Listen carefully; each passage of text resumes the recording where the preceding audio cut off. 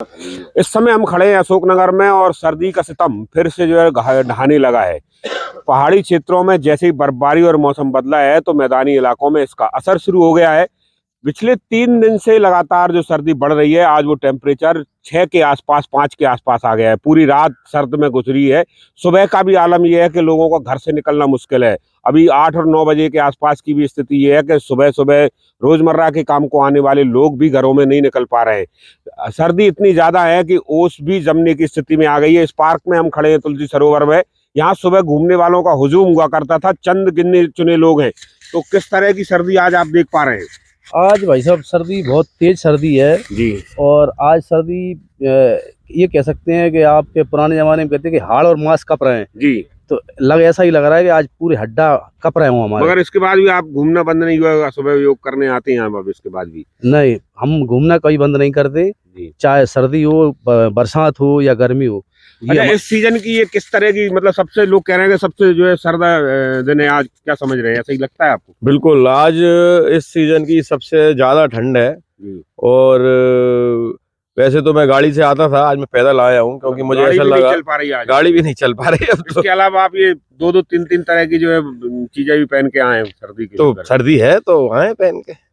आप तो खेती किसानी वाले, तो ये जो सर्दी आ रही है, जो ठंड पड़ रही है, बार बार लौट लौट के आ रही है, तो कितना असर रहेगा खेती किसानी पर इसका? ये खेती के लिए तो बहुत फायदेमंद है जी। और जी फरवरी तक चलती रहना चाहिए ठंड कृषि के हिसाब से। और टेम्परेचर थोड़ा आज डाउन ज्यादा है और वो पाले की भी समस्या हो सकती है। इससे पाला अगर ये लगातार जारी रहा तो फिर फसल को नुकसान जी शुरू जी हो जाएगा। जी, पाला इससे कम टेम्परेचर होगा तो पाला पड़ जाएगा। एक और सज्जन हमारे साथ है, सुबह सुबह रोज घूमने आते हैं। आज का मौसम कैसा है? आज पिछले दिनों से तो आज ज़्यादा ठंड है और मौसम भी पहले से ज़्यादा है और कड़ाकी की सर्दी है और किसानों को तो पाले की शिकायत हो सकती है। 5 और 6 में दिक्कत आ जाती है, पाले की शिकायत हो जाती है, धनिया मसूर इन सब में। और ठंड तो बहुत ज़्यादा ही है रोज़ से, लेकिन हमारा तो डेली का रूटीन है, निकलते हैं निकला। तो मौसम का पूर्वानुमान भी इसी तरह का था कि इन दिनों में सर्दी बढ़ने वाली है, इसलिए ग्वालियर चंबल संभाग के सभी स्कूलों का समय फिर से परिवर्तित कर दिया 31 तारीख तक। अब 11 बजे के पहले स्कूल नहीं जा पाएंगे बच्चे। अभी स्थानीय स्तर पर इसको 10 बजे तक किया था, जो बढ़ गया है, मगर लग नहीं रहा कि 10 बजे या 11 बजे तक भी ये मौसम खुलेगा। तो अगर आज की बात करें तो आज ये टेम्परेचर 5 और 6 के बीच में है और अभी तक धूप नहीं खिल पाई है। बादलों का और सूरज का संघर्ष जारी है, जिसमें बादल जीते हुए। आप 9 बजे की भी स्थिति देखेंगे तो इस पार्क में पूरी तरह आपको धुंध नजर आएगी।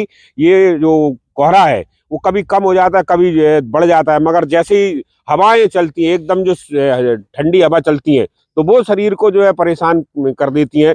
बहुत ज्यादा जो है लोगों को उससे चुभन होने लगती है। और ये ठीक वैसे ही सर्दी है जैसे पहाड़ों पर आप